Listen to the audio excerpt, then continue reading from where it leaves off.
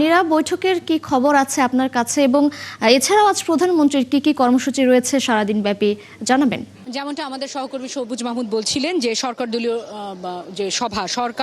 দলীয় সংসদীয় যে সভা সেটি কিন্তু দুপুর নাগাদ অনুষ্ঠিত হবে এবং তার আগে যেটি আমি জানাচ্ছিলাম এর আগের সংবাদ সংযোগেও যে 10:30 থেকে কৃষক কার্ডের যে বৈঠকটি সেটি শুরু হয়ে কিছুক্ষণ আগে শেষও হয়ে গেছেন।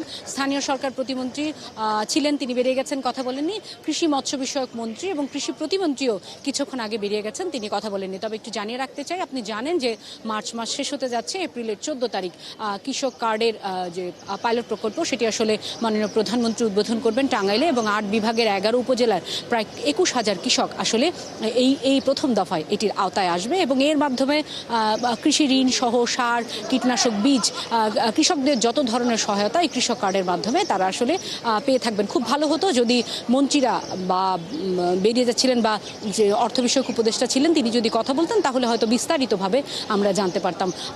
জানাতে চাই যে সকালবেলায় কিন্তু মাননীয় প্রধানমন্ত্রী এই শিডিউল মিটিংটি 10:30 নাগাদ থাকলেও তিনি 9টার পরপরই চলে এসেছেন এবং আপনি জানেন যে ঈদের পরে দুদিন মাঝখানে কর্মদিবস থাকলেও ওই অর্থে আজকেই কিন্তু কর্মচাঞ্চল্য হয়েছে প্রশাসনের অন্যতম কেন্দ্রবিন্দু এই সচিবালয়। প্রধানমন্ত্রী 9টার পরপরই চলে এসেছেন, বেশ কয়েকটি দফতরে ঘুরে দেখেছেন, কর্মকর্তা কর্মচারীদের সাথে কুশল বিনিময় করেছেন। এটি কিন্তু নির্ধারিত ছিল না, তবে এটি এক ধরনের বার্তা যে ঠিক সময় আসলে কর্মস্থলে আসতে হবে প্রধানমন্ত্রীর এই আগমনের মধ্য দিয়ে।